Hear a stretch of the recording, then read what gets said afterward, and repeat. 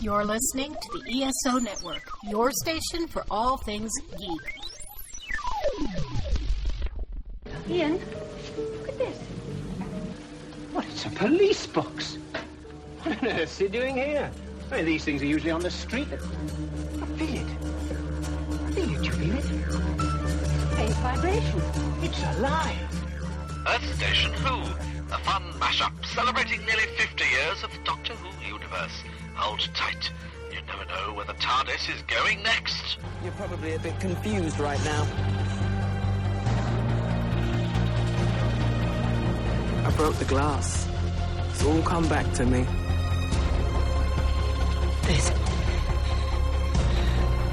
What is this? That's my ship.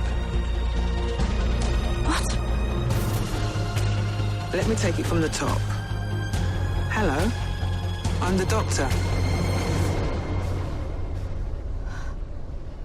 I'm a traveller in space and time. And that thing buried down there is called a TARDIS. Time and relative dimension in space. You're gonna love this. Hey there, everybody, and welcome Facebook Live, and we are actually up on YouTube Live also.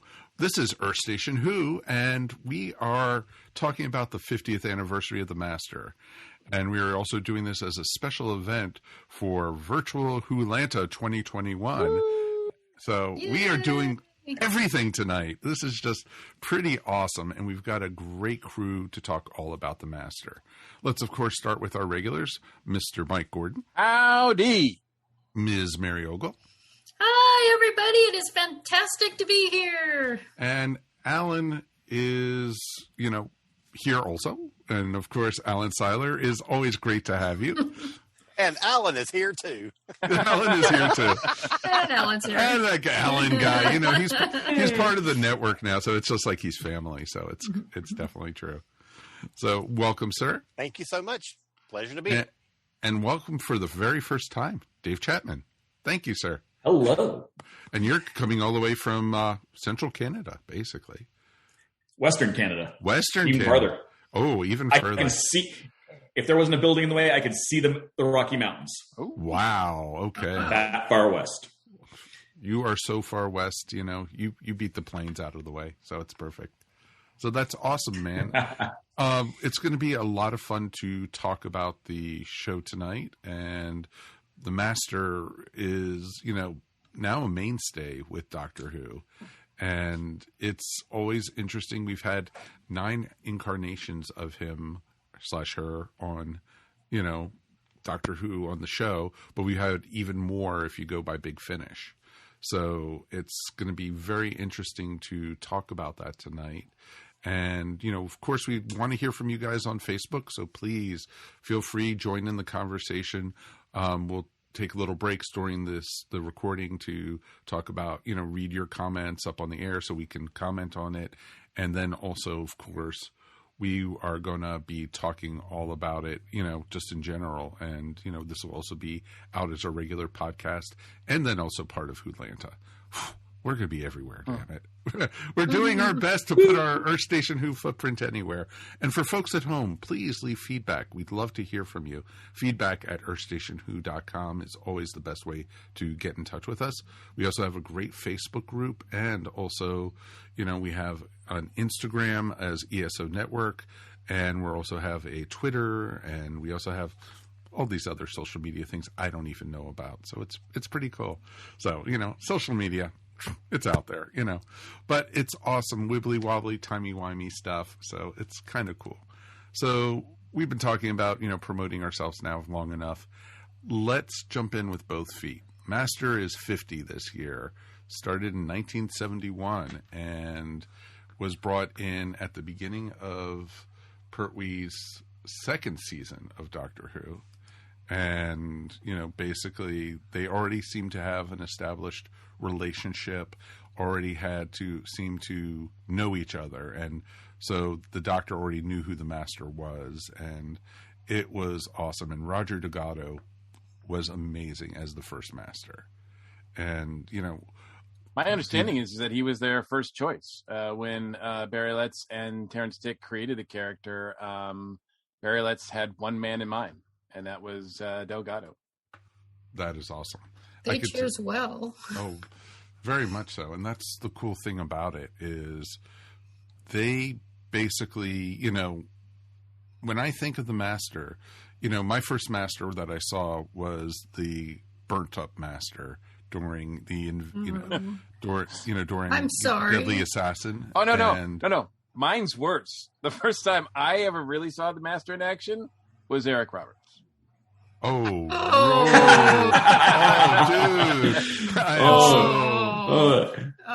But did you dress for the occasion? Oh man, that's awesome. I'm sorry, Mike. I am really, really sorry. But you had nowhere to go. But I was going to say, Exactly. it got better. It couldn't help but be better. That's funny as heck. So I was going to go around and ask who was your first Master. So Mike already answered, was Eric Roberts. Alan, what about you? The very first Doctor Who I ever saw was the original broadcast of The Five Doctors on November 23rd, 1983. So Anthony Ainley was my original Master.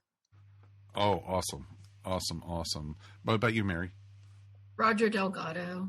I still love Roger Delgado. He's still my favorite Master. He's who I judge everyone by. But Missy is very close. Oh, yeah. Michelle Gomez was amazing. Awesome. As Missy. And she took it to a whole nother level of crazy. So it's even better. Yeah. Dave, what about you?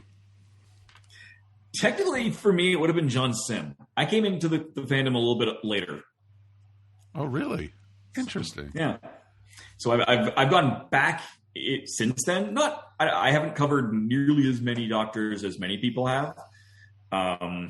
So I have seen a little, Delgado is more what I've seen as far as the older stuff. I'm very certain, because it's been a very long time since I saw any of the third Doctor stuff. So I think I saw Ainley doing it as well, but yeah. My co-host again. see, folks, it's a cat video. Make us popular. Come on. Yeah. And I am not a cat. I'm a lawyer. Exactly. Wait, a cat. Same thing. Isn't that a Bond villain, not the Master? Usually has the cat in his lap. So I'll get you, Gadget. Exactly. So, but it's pretty awesome because, mine was, of course, the burnt up Master, but then Ainley, because I was watching in order at that time. And, when Tremas became the Master, it was just like, oh, that is awesome, because I had seen pictures of Delgado, but I had never seen any of the Third Doctor stories at that time. So I thought, and Ainley chewed up every scene that he was in the whole time he was the Master. So it's pretty awesome. And, it's neat because the Master is literally, Moriarty to Sherlock Holmes and the Doctor, and they are the perfect foil. But the Master's schemes are so destined to fail almost every time. But some of them are pretty obvious. They're pretty bonkers. But also, I think it's even more than Moriarty, because there always seem to be some sort of very deep connection between the Doctor and the Master that I always really liked. Some sort of, we don't know if it's friend or family or what exactly it is, but it really lends just an interesting air of mystery and just a deeper connection to the two characters. No, most definitely. And that's what makes it interesting, is because there is a bond there.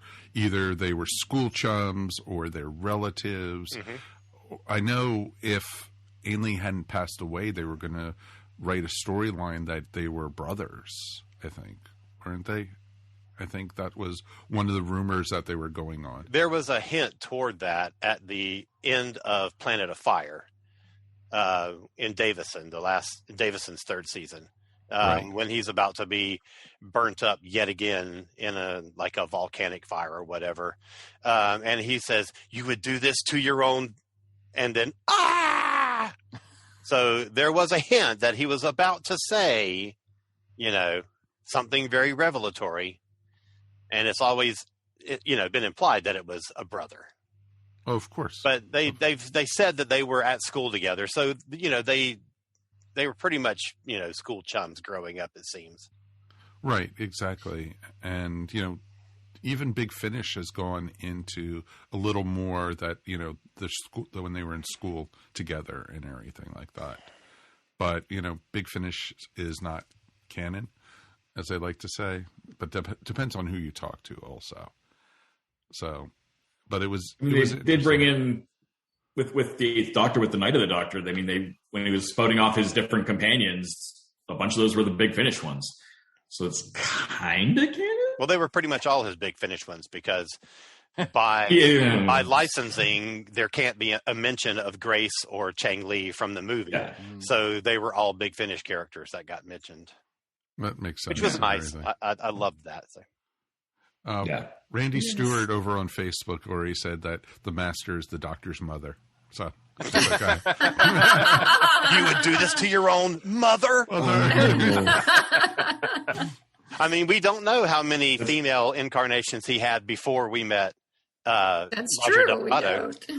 So exactly. Yeah. I always, for season 13. Exactly. I always thought it was the Master was the Doctor's ex-wife, so it's okay.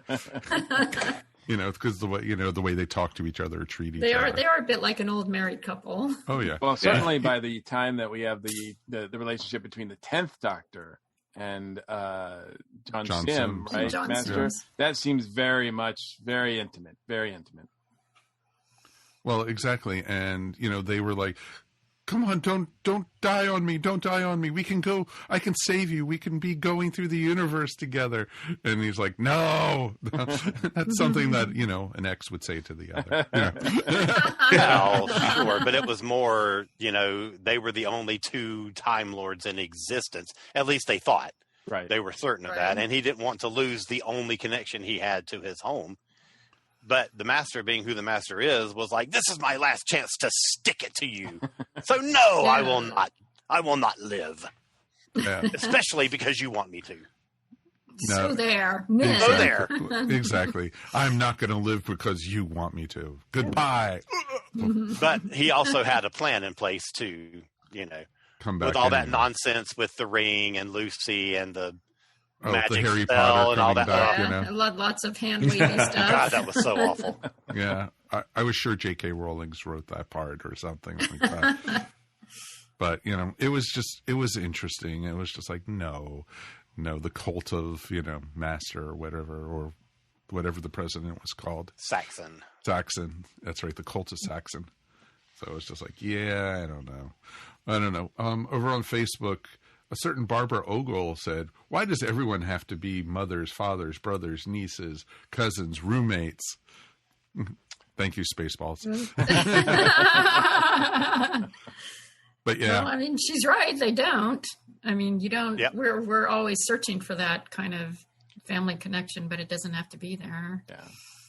No, exactly. I find it lazy writing when when all of a sudden they decide to make two characters that have had the history together related. It's like you don't need it, and it's you're forcing this connection that doesn't have to be there. And it's actually more interesting without it. I think so too. Oh, yeah. exactly. Yeah. It would have been much more interesting if Vader and Luke were not connected. But that's not here nor there. That's a whole nother episode. I am your father. Exactly. So I am your roommate. I'm your roommate's brother's cousin. It wouldn't have worked so well, right? Yeah, it wouldn't have the emotional impact. So, but it was interesting though because the Master is always like especially when you start with Delgado, and he was a gentleman a lot of times.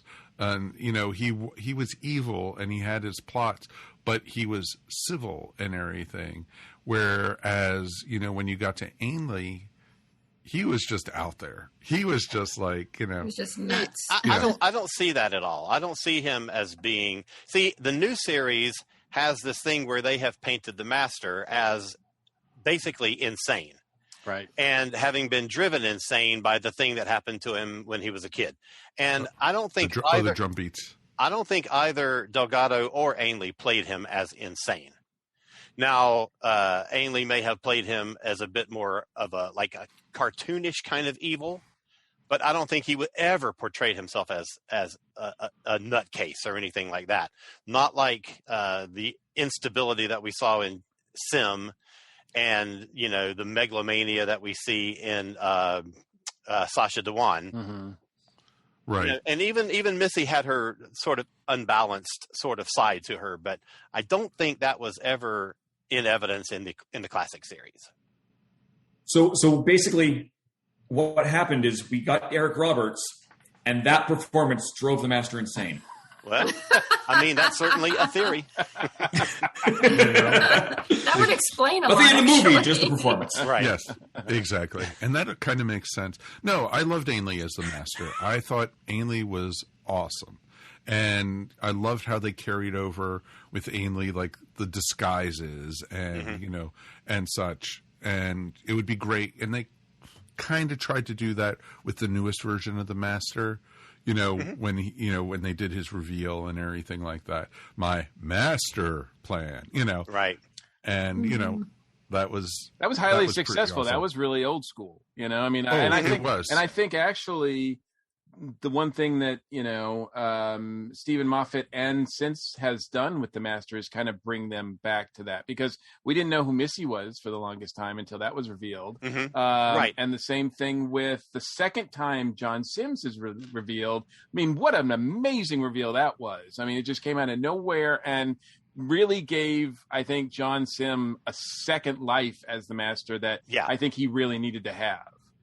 His performance in those episodes was drastically different than his portrayal and the way the character was written in his David Tennant run, because he became sort of like the really crazy, really insane, super powered sort of weird thing where he's like eating a whole chicken super fast, and he like flies like Iron Man and all this kind of ridiculous nonsense. Right. But then he comes back in the Capaldi episodes, and he's a very, very traditional Master, a very Delgado type of Master. He even starts in disguise and pulls the rubber mask off of his face, and he's like, "Ha ha, I'm the Master," in very, very classic style. And his portrayal was very, it wasn't the insane Master that we saw earlier. He was very measured and very methodic, and I just thought it was amazing. I was not a fan of John Sim as the Master during David Tennant, but man, was he fantastic in those Capaldi episodes. I really like John Sim as an actor, especially his work on Life on Mars, etc. And I thought he was really done a disservice by his role as the Master with the Tennant era, just because I'm like, this guy's really good. He could make a really good Master if it was written better. And sure enough, he gets that shot. And I think at that time too, with him playing off of Michelle Gomez, was that the first time we ever had like Master on Master violence? Yes. Like on television. Yeah. Oh yes. Yeah. Like that was pretty awesome too. That was the first time we ever had a dual Master story there, and that was really cool. Mm-hmm. You could have called it the Two Masters. It would have been great. Yeah, I mean, sure. If you didn't have all those Cybermen, those creepy Cybermen. John Sim has talked about how that is not how he wanted to play the Master originally, and that he was pushed in that direction by RTD, and he kept being told that he needed to be more over the top, and that is not something that he agreed with. And so I think he himself was very happy to have another chance to play that character in a different way. Right. Well, it's interesting too, because the Sims Master was very, like we said, during RTD's era, he was over the top. He was crazy most of the time, and it almost seemed like they were just putting him in there so they can have the Master in there. But I thought he redeemed himself as a bad guy, in the Moffat era, and it was him who brought back the Mondosian Cybermen. It was basically, he was the reason that they were created on that space station. Right. And so it was really interesting because he gave them the technology and everything to do that to them. And he was, he was the one experimenting on the people and creating the Cybermen out of it. But even though that, and even with the RTD era, when Derek Jacobi is revealed as the Master, I mean, it's not your typical face cover mask reveal, but it's a character reveal. It's like you don't know who he is until you realize who he is, and you're like, oh man, this just got real now. Mm-hmm. And I think, and you have a lot of sympathy for him as a character before that happens. And that quality about the Master is probably like my top thing that I love about the Master, other than the fact that he makes people action figures. I love the fact that he, you just don't see him coming until it's too late, and then it's too late to do anything about it.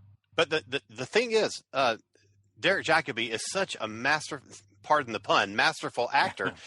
That it basically was like an unmasking type of reveal, because just the way the changes in his persona from going from Professor Yana to when he realizes who he is just, I mean, it's night and day. It is.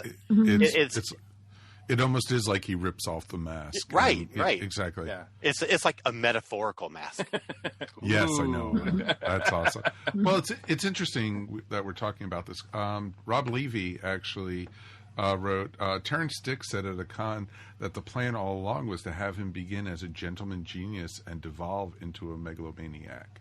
Delgado was hesitant to do this, and had he lived, he probably would have been written out with Pertwee. Yeah, he would have. With the new series, they took this backwards and had him insane and then devolve into more of a Delgado, Ainley hybrid type character.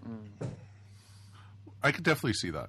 And I also appreciate the fact that each incarnation of the Master is slightly different. Just like each incarnation of the Doctor is slightly different. And yet there's still some traits that carry through all of them.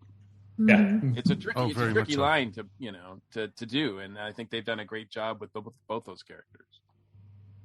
Oh yeah, very much so, and it's interesting because I would have loved to have seen more Derek Jacobi as the Master, and I know he's done stuff on Big Finish. You can hear more. Yeah, exactly.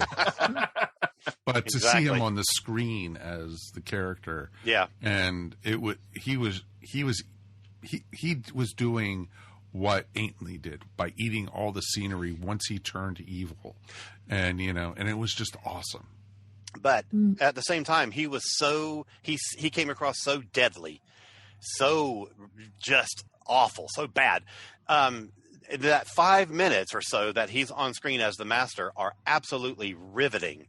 And then he regenerates into basically a photocopy of the way David Tennant portrays his Doctor, with the manic energy and the youthfulness. And I wish we had at least a season of Jacobi. And I mean, nothing against Sim, but I just did not care for that Master at all. Yeah. It would have been interesting because he would have been more playing like old series Master, going up against David Tennant, which would have been real interesting to see. Well, it's hard to have depth of character when it's that over the top. I mean, there's nowhere to go with that. Yeah. You can't explore that. It's just crazy. Whereas I think the Master is more interesting as a sort of, almost Breaking Bad type of character, where he starts out, as a friend of the Doctor who for whatever reason, some sort of event transforms him into something else, or at least leads him onto this path of evil. I mean, even if it's just like cynicism, just like nothing matters in the universe, and so nothing matters to me, so I'm just going to become an agent of destruction. Mm-hmm. That's more interesting than just sort of over the top,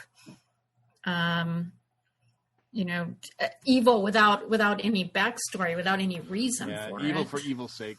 Yeah. Right. What did you think of what Moffat was trying to do with Missy by reforming her? I was just about to say that. The thing that I thought was so incredibly engaging about Missy is that so much of her motivation was that she wanted to reclaim that friendship that she had with the Doctor. I thought, first of all, I think that Michelle Gomez is a genius. I was going to describe her genius a different way, but she is a genius. I just think she's an amazing actress. But the take on the character was so new and so refreshing. And I think it really rejuvenated the character and made it so much more relatable. And I just thought it was phenomenal.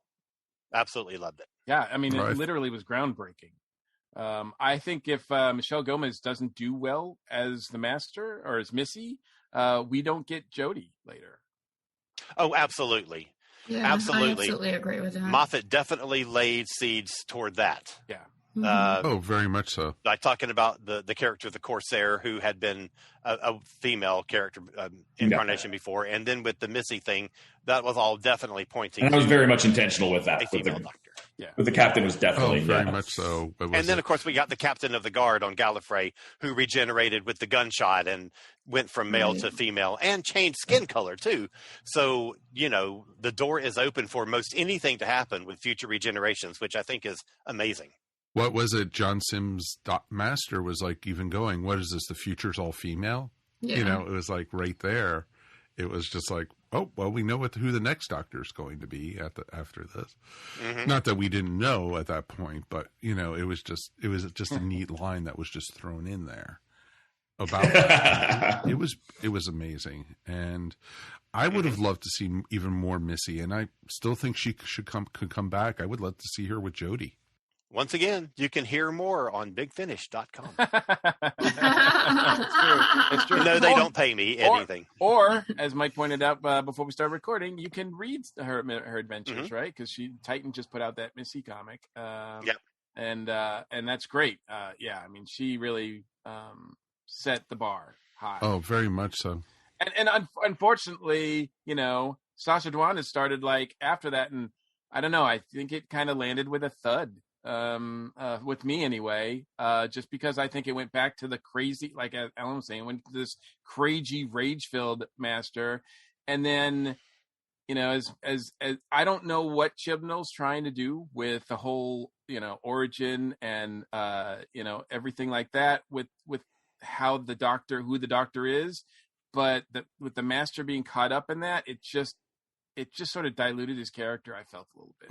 I agree. What Diwali feels like, and this gets reinforced by the fact that he wears a lot of purple suits. Yes, he feels like the Joker. Very much so.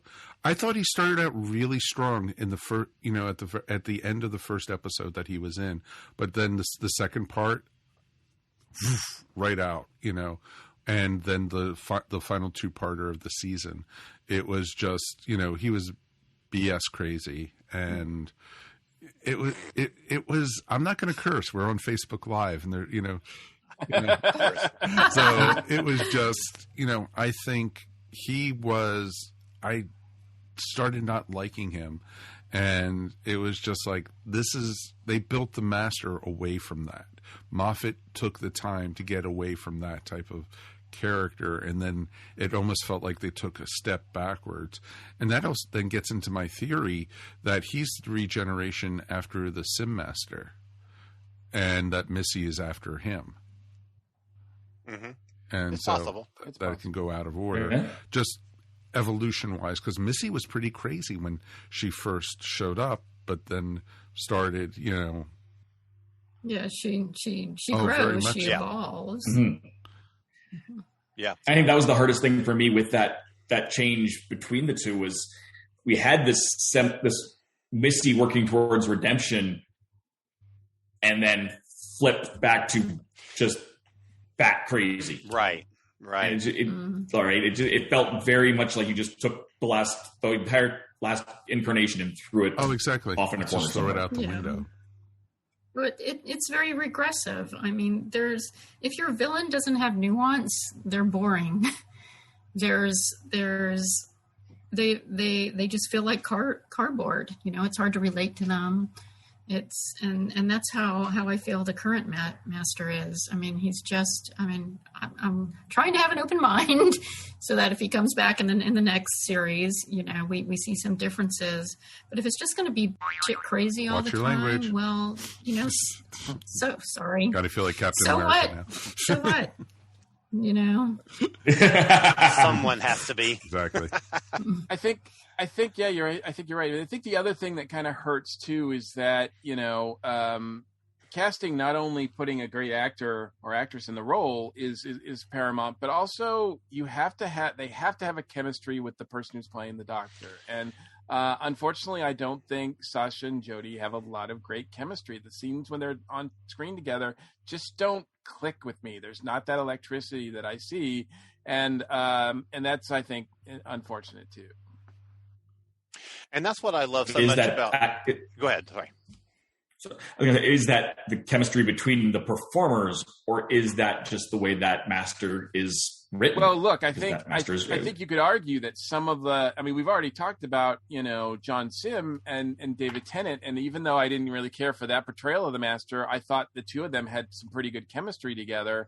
And every time, Ailey and Delgado were facing their doctors, I didn't feel like some of them are not written very well. Their plots are really insane and crazy. It don't make any sense sometimes.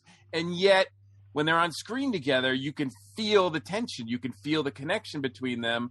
And so I do think that there's a lot to be said for that. So I don't know. I don't want to blame Sasha. I don't want to say, he's not rising above it, because quite frankly, and I've said this before, I feel that with almost everybody who's in the current season is not, rising above the material, and I don't blame them for that. And that's one of the things that I think makes the Pertwee era so special, is that the sort of electricity between him and Delgado is, it's so palpable.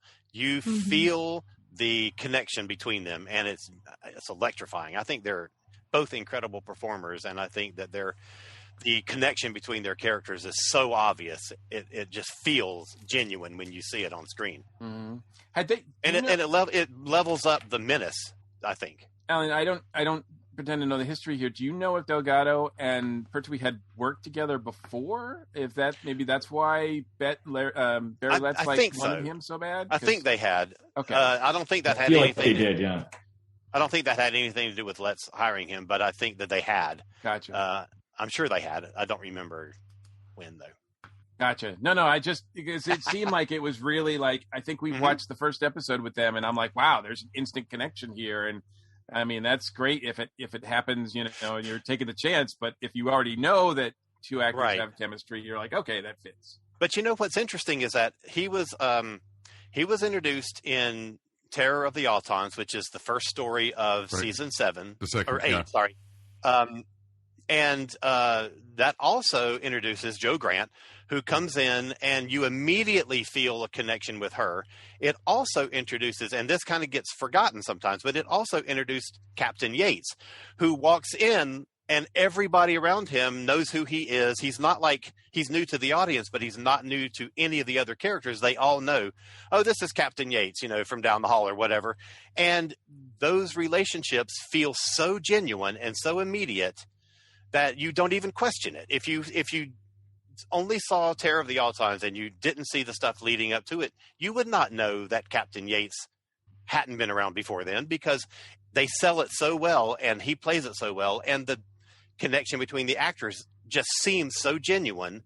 So I think that whole story did that successfully. So. And it was interesting because any other time the Master appears with later Doctors, it's always the Master is the evil, mustache twirling villain. Delgado's Master, like I said earlier, was the gentleman. He was always very, civil to the companions, and he, of course, he didn't really want to, be around them or anything, but he wasn't like, a jack off or anything to Jo Grant, or even, it was just, or even there was a period that I think it was the Time Monster or something like that, where he had his own companions, where he was working as the scientist in the offices, and he had his own people that, and they were respecting him because they didn't know he was the Master. They thought he was just this. He was a doctor, not the doctor, but a doctor. Yeah. And that's one thing that I wish we got more of, is the Master with a companion. We saw that in that really awful 30th anniversary special that they did, the little crossover with the soap opera. Oh, I'm blanking on the name. Coronation Street, was it? No. Or BBC binary, show. non-binary the other character. Biggie. He said, "Thank you." I don't know why I couldn't think of that. And it was the Ronnie, and she had her little boy toy companion. I would love to see, if we get Sasha for another season or two, I would love to see a companion character and maybe see what kind of character it is that willingly travels with the master and sees the things that the master does. Yeah. Does that character go along with those things? Does the character help? Does the character start to question, why am I helping this stuff happen? Yeah. I don't know. I think it would be really fascinating to see. In fact, I wouldn't mind seeing a whole season that was focused on the master with the doctor coming in, on occasion. Let's just have a spin-off. It was interesting though, because, I was like, when I first saw the Ronnie, I was like, oh, please don't make her the master's assistant or anything. She was too strong of a character for that. But it was play with Michelle Gomez too. You never know what they could have, been thinking. And,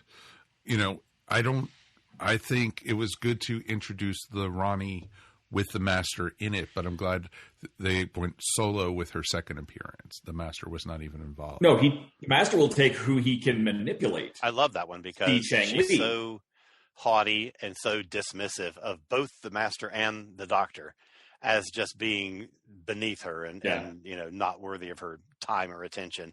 I think she was a smashing character, especially in that first story. And people keep talking about bringing her back in the new series, and I just don't know how it would work, especially now that we've had a Missy, and I'm sure we will have a Missy in the future. I don't know. I mean, I guess the Rodney could come back as a male character. Mm-hmm. Yeah. No reason Ronnie. not to. Yeah. Right. Exactly. It's possible. Right. It is interesting, that though, would freak Alan, the master speaking about out. that, too, about the master having a companion, especially with New Who. It's been really drilled in our heads that the doctor needs a companion in order to stay grounded, in order to not go on power trips. And I'm wondering if the master got a companion. It's like, oh, is that the problem? Like then he or she would be fine. Like they would be. It's possible. And I think that would be really interesting to see what effect the companion would have on the master as well. Yeah. I think you're absolutely right. But the difference is the doctor always picks an essentially good person to be the companion. Yeah, right. The master would not select in that, in that way. That would not be the master's criteria. Oh, very much so. Right. And if they try to get out of line, he'll just hypnotize them to do his bidding. So, or that. Well, that was great. Like when Missy was traveling with Clara, and and it was in the Dalek story, and it was just like. She was completely manipulating Clara the whole time. That's what I would be feeling like if the master or Missy had a companion. I'd feel the same way. Sure, but as long as they're not hypnotized and as long as they have their own sense of free will, how long would that companion continue to do that? Mm-hmm. Would they, get sick of the evil and break away? Would they get tired of the evil not benefiting them in some way and go off in a huff? I don't know. I think it would be a fascinating exploration. And would the master start to develop feelings for that companion and and not just to use that person for gain, but yet all of a sudden like really be willing to sacrifice himself or herself for that companion? That would be way too much. I know, exactly. Oh my God, I'm showing Sorry, emotion. Either that or it would just turn into Pinky in the Brain. So, it pretty much. And that's kind of what I fear with this is when Eric Roberts and Chang Li, awesome. There was very much a just straight manipulation. I always said Chang Li was the master's companion, not the doctor's. But with the more insane versions of the master that we've got, would that just turn into, again, the Joker or 60s Batman style? Where you've got supervillain master and a couple of just rando thugs. as his companions. Right. Companion number one. Chang Li, right. And Chang Li is the closest that we've gotten on television to the thing that I'm talking about, but it was only for a single story, and I would love to see that explored further. Yeah, it's a good idea. I'd love to see that too. I don't know if Big Finish has done that, but if they haven't, they should. They are with ironically also with Eric Roberts with his Master set that just came out. He has straight up new companions. Oh, so wow! Okay, they've gone very much turned him into a Doctor's built storyline there. Would you want to see more multi-master stories on TV? Oh yes. Yes. Oh yes. Especially if Missy is going to be there. Exactly. That's my one criteria. As long as Missy is there, I just I'm got done listening earlier today to Masters on Big Finish, and Michelle Gomez stole the show on that completely, and she blew everybody else out of the water. Sorry, fans of the other Masters, it just wasn't even close, and it was a lot of fun. But the storyline was that the John Sim Master finally won. And this is just how it starts, so I'm not spoiling anything, folks. And Missy was not invited to this.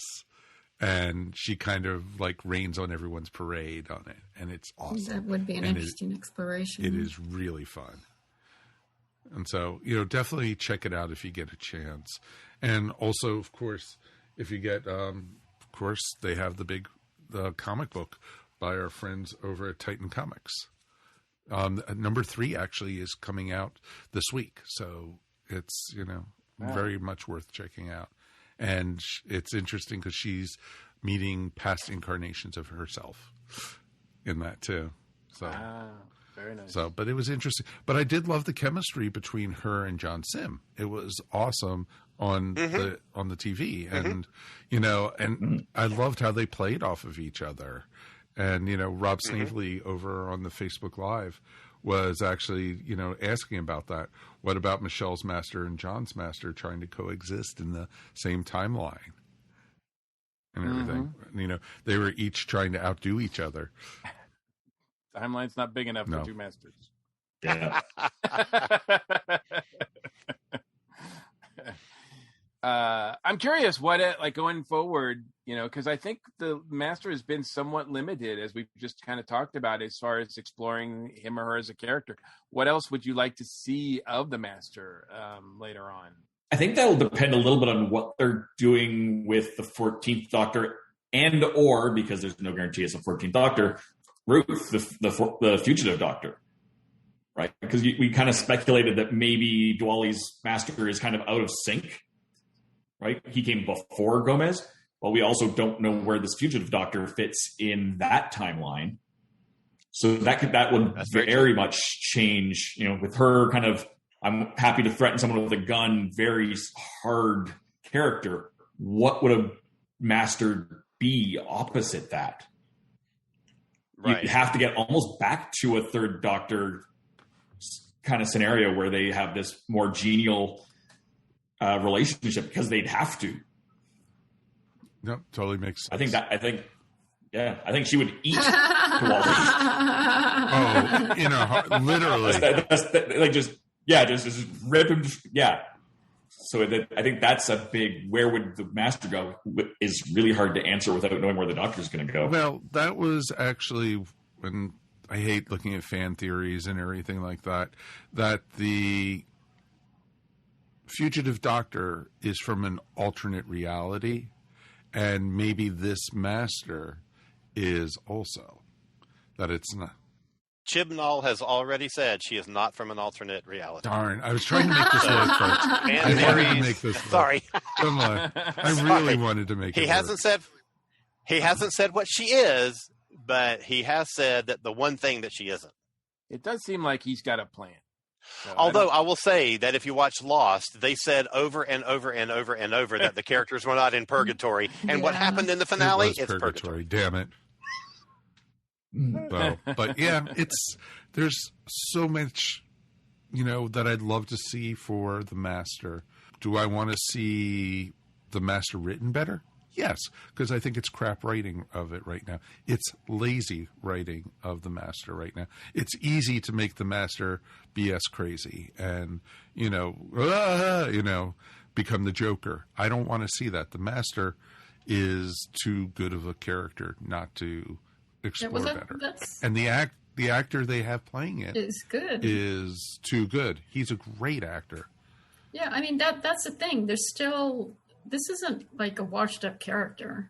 There's still so much you could do with this character, with this storyline. Why just go off into, something that's so cardboard that you don't have anywhere else to go? And, why not explore, add some nuance, Jim Knoll, for a change. All right. Have any of y'all seen Yes. Scream of the Shalka? Yes. From 2003. Okay, so for any audience who hasn't seen that, go watch it. It's a animated thing from 2003. It was for the show's 40th anniversary. The intention was that it was going to be the reboot of Doctor Who, and that was right before the BBC proper announced, we're relaunching Doctor Who, and with Christopher Eccleston and all that kind of stuff. This was the 9th Doctor, and it was to continue the series. Anyway, the thing that they do with the Master in that story is so fascinating, and had the series continued, we would have seen more of that and gotten an exploration of why the Master was in that situation. And that's the kind of thing that you can do with the Master. Something completely left field that you don't expect, and then explore why the Master. And they kind of did that a little bit with in season 10 when Missy was in the vault, and you didn't know why she was in the vault. You didn't even know who was in the vault for the longest time. So it wasn't as an extreme an example as what they did with the Master in Scream of the Shalka. But man, I was looking forward to seeing more of where they were taking that. And then, of course, the BBC, launched the TV show, so that ended the Richard E. Grant, Doctor on BBC Right. So anyway, but go look for it. It's great. It's not a great episode, but the Master in it is really, really interesting. Yeah. It would be very interesting to see. It'd be cool if they could bring that Master back or incarnation like that, because that incarnation was very much like Delgado's Master in a lot of ways, and so they even drew him looking like Delgado almost, but a little more like a mix between Ainley and Delgado, which was pretty awesome. So definitely worth checking out. So we have like 15 minutes left of this. Where do you want to see this go? Do you want to see the Master come back in the next season or be involved in the 60th anniversary? Yeah. Definitely for the anniversary. I would lay money that's leading what towards. all this stuff is paving the road toward the 60th anniversary. All this Timeless Child stuff and all this Master Destroys Gallifrey stuff, that's all leading toward the 60th. So we will definitely see. So do you think they will bring Gallifrey back again in the 60th? Of course. I mean, is that what happens every anniversary? Exactly. Yeah, either that or Thanos will snap his fingers and, it'll be back again. We only lost half the Time Lords. Half of them are Cybermen now, and, the rest are... The rest are dust. Still... But Exactly. I could just see Diwali pulling a mock Thanos. I am inevitable. Oh, I'm in trouble. No, it was, the thought of them turning the Time Lords into Cybermen just was like, again, lazy, and it's just like, please say you have something planned for this. Please say something, but I'm focusing more on right now the Master and what a great character he is. And, it's going to be interesting. It would be awesome. Missy shows up next season. Missy, or, halfway through. And it's like, I'm not the master you were expecting, or something like that. Even if they don't bring Missy back, I think Sasha could do a lot with that character if you just gave him some decent writing to go along with it.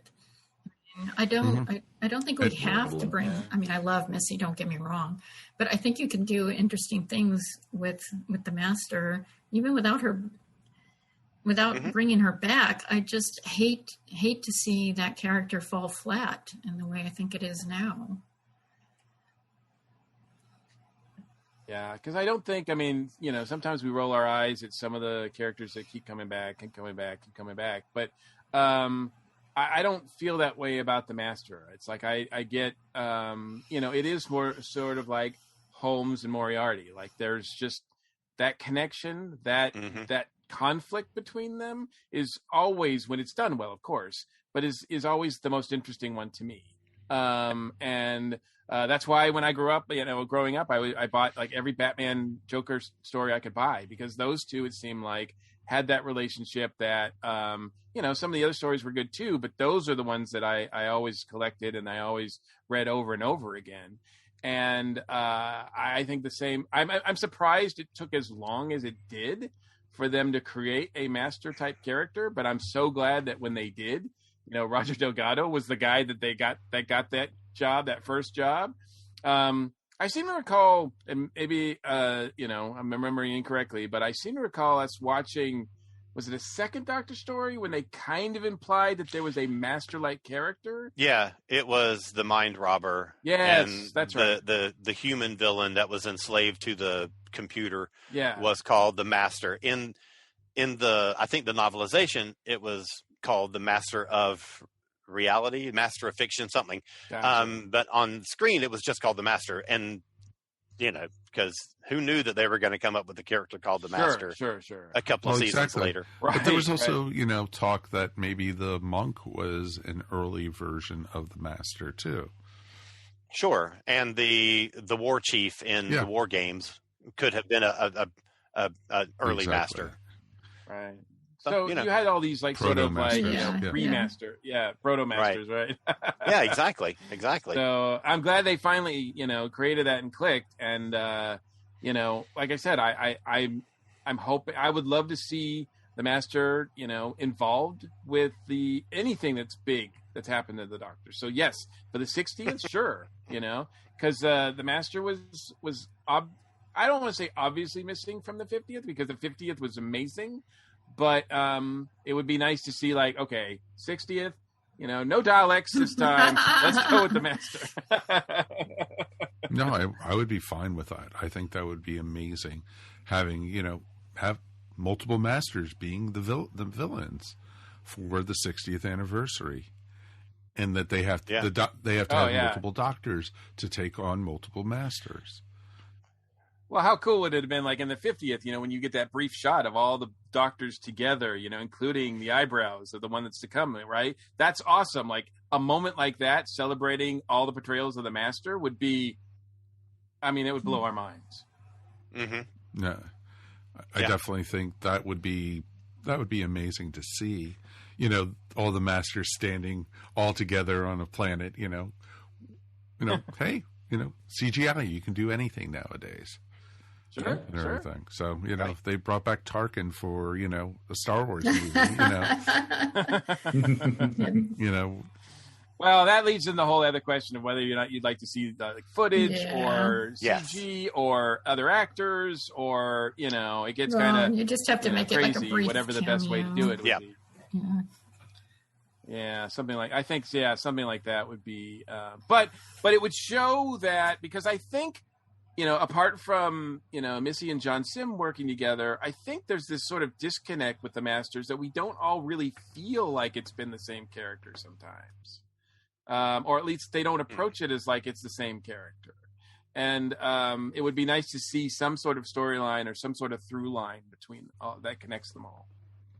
Well, I think the disadvantage there is that you see every bit of the Doctor, including his transition into the next body, and you never see that with the Master. You only see snapshots of, who knows what he or she gets up to when they're not, confronting End of the Keeper doctor. Trapping. You got to see it when you got to see. Well, no, yeah, you I got to mean, see. you got to see what's the Melkor steal a body, but it's not like a continuation of a proper incarnation to the next one. Yano to John Sim. One. Okay, guess what? But again, it's not. But okay. But again, it's not. It's not the master. He doesn't even know he's the master until 30 seconds before he becomes John Sim.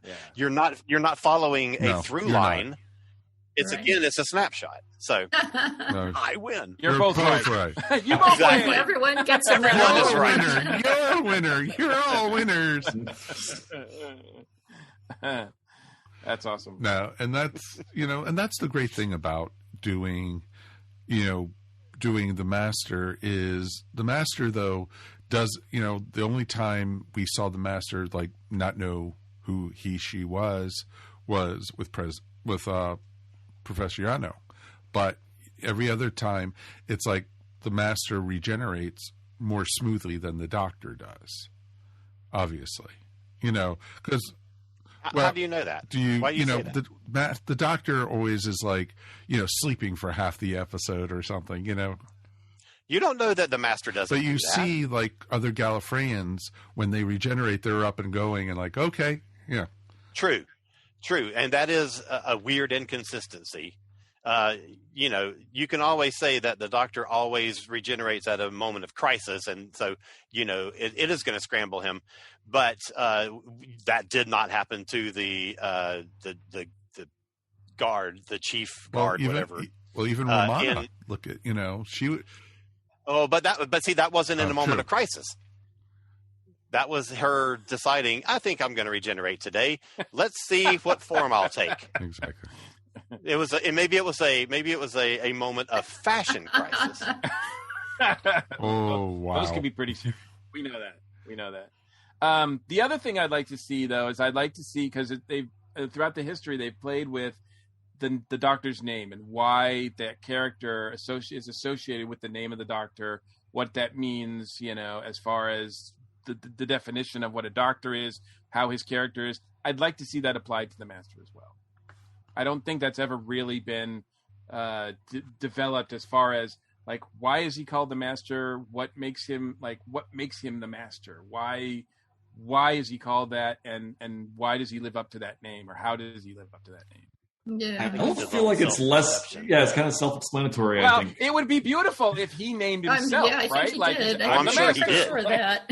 I am sure. So, but that's the thing. We don't know that, and that would be awesome to like. He is a self-proclaimed master, right? That wasn't his name initially, and he took that name for himself, and that would be perfect. You're right, but it would be nice to see that implemented in the show would. continuity. Well, sure, but here's the thing: if you want to take over the universe, you are not going to do that if you're called Jim Bob, or something like that. You have got to have a name You're not going to be that the tells people subordinate. who you are. Fair enough. Exactly. Even the Time Lord, when they, he came to warn the Doctor that the Master was on Earth, and basically he said, he goes by the name of the Master now, and so Right. so obviously Right. he gave himself that name, and it would be interesting, if he was like sitting around a lab on Gallifrey. What should I call myself when I leave? Exactly. So it was interesting to see. There's so much they could do with the character, and there's so much, and we don't need to know the history. I don't want to know the history of the Doctor. I don't care, anything before the Hartnell era, where he came from, what. I know. Trust me, I know. It's all coming, man. It is. Okay, Right. We're running out of time. It's almost 9:00, and so we got about a minute or so left. Anyone have any final thoughts they want to bring up before we get out of here? Wow. Tom Hiddleston for the Master. Ooh. I don't think he could take the pay cut. I don't know. Oh, well, no, they would never be able to get him. But I he think would he'd be be amazing. amazing. Helen Mirren for the master. Oh, that would be Mhm. awesome. Ooh, That would be very cool to see. I'm all for that. So definitely would love to hear from you guys at home. Please write us at feedback@earthstationwho.com. And definitely we've got, to thank the folks over at Wholanta. Thank you for having us participate in your wonderful virtual event this year. Alan, thank you for being the soul of Doctor Who in Atlanta. It's pretty awesome. Oh wow, that's a title to be And, given. you have to live up to it now. So just No think of pressure. Yeah. We're not going to, Really? we're not going Thank to make you, you sir. live up Thank to you, that. man. But it's awesome, dude. Okay. We just love it. And, and thank you. Do you want to promote your other podcast real quick that you're on?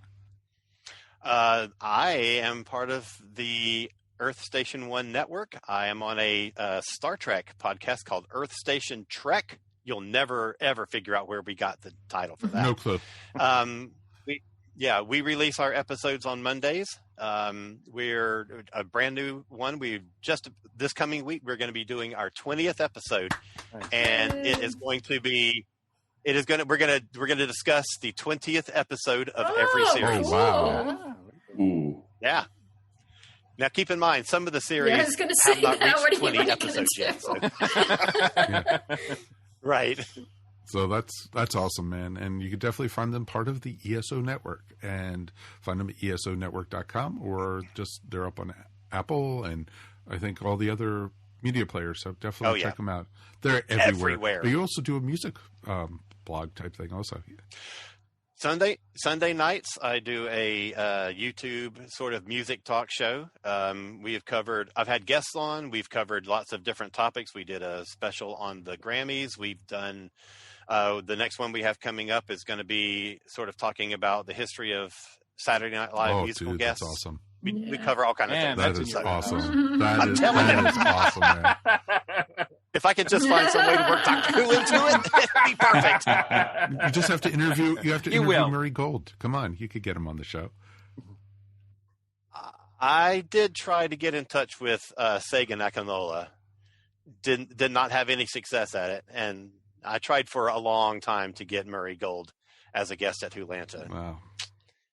He's a hard fish to most reel definitely. in. Yeah. Of course, that's understandable. Dave, thank you, my friend. Thank you for having me. It's been a blast. Yeah, you're now part of us, so we're not getting rid of you too quickly. One of us. Anything you want to promote real quick or talk about? As always, you can see therathole.ca is my website. We review board games, role-playing games, basically anything tabletop, columns, Kickstarter spotlights, you name it. And for the Doctor Who stuff specifically, therathole.ca/who. Exactly. All of our Doctor Who game links are there. And you're also... and there'll be a link to this show there as well. Yay! That's even better. And you're also a frequent contributor to the Traveling TARDIS. Legend of the Traveling TARDIS. Exactly. Yes, sir. In fact, I just got off literally not even a half hour before this episode. I was over there talking. So that is dedication. That is, either that or all night. Or insanity. All streaming all night. So if you want him to do anything after this show tonight, he's available now. So folks, so definitely check him out. Right. Alan, you doing anything? You guys got a Star Trek show to come out tonight. Well, actually, the thing that we're recording right now is exactly the time slot that I record my podcast with my co-host. So the boss in the square next to me told me, you know what, you're going to do the master thing tonight. Instead of your own. Remember that. Trek show. It's good to be the king. Exactly. Right. Exactly. Right on. Exactly. See, I got to share something with Mel Brooks. It's awesome. So, and of course, let's thank our regulars. Mary Ogle, thank you, my dear. Thank you. What a great topic to talk about. This was fantastic. Oh, and we were worried because we had talked about the Master a couple years back. And I think we actually did it for Wholanta last time also as a panel. So Oh, well, uh-oh. No one remembers, and I doubt There's anyone. always more to say. That was clearly I don't. That doesn't even, exactly. doesn't At even least count two anymore. No, exactly. So where can people find your stuff? You can find me on my art at maryogle.com or on Etsy at eVision Arts. Oh, and can I give a quick shout out to Sure. Alex Kingston wrote a book called The Ruby's Curse, which is a river song book. If you haven't seen it, go on YouTube and look for Penguin Books UK's channel.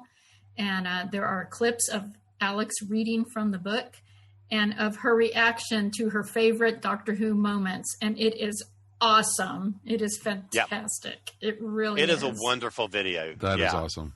Yeah, we'll absolutely. have a link up to it on the show notes, so definitely check that out. And, of course, Mr. Mike Gordon. As always, it's my pleasure. Thank you, as always, my friend. And it's always great to see you guys. It's always great to be doing Facebook Live. Thank you for everyone who participated tonight. Thanks for everyone who watched us. And if anyone actually did watch us on YouTube, thank you. It was our first foray into going up on YouTube. So, and folks at Hulanta, thanks. Enjoy the rest of the show. You got a lot of great stuff coming up still. So definitely check it out.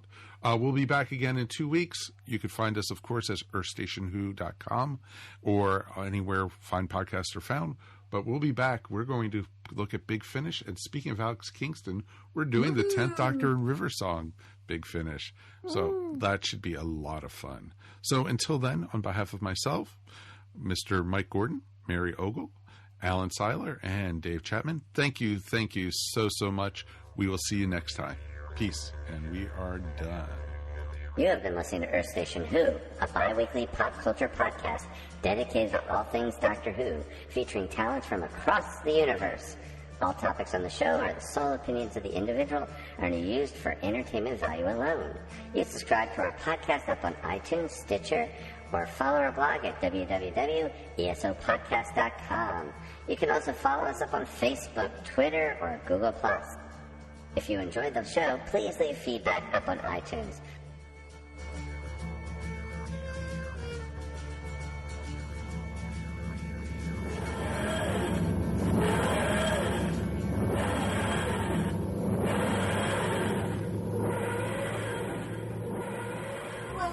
To Dr. Geek's laboratory. Hello everyone, Dr. Geek here with a shout out to all the scientists who worked tirelessly to bring a COVID-19 vaccine into reality. Let's face it, creating something of this magnitude is a miracle worthy of Dr. McCoy himself. And now, Dr. Geek needs you to do your part. Remember, each shot is one small step back to normal, one giant leap to putting the pandemic behind us. We can do this. For more information, visit vaccines.gov to find your nearest provider. Everyone these days could use a little support, and your friends at the ESO Network are no different. With the ESO Network Patreon, the cool thing is when you help support us, it's you who will benefit. With 4 tiers starting for as little as 25 cents a week, you can listen to some of your favorite network podcasts early, hear exclusive content, maybe get some ESO swag, or even possibly take a shot at the Geek Seat. All you need to do is sign up at patreon.com/ESO Network. This has been a broadcast of the ESO Network. Be part of the crew and help support our shows by donating to our ESO Patreon or by shopping at the TeePublic store, which can all be found at www.esonetwork.com. The ESO Network, your station for all things geek.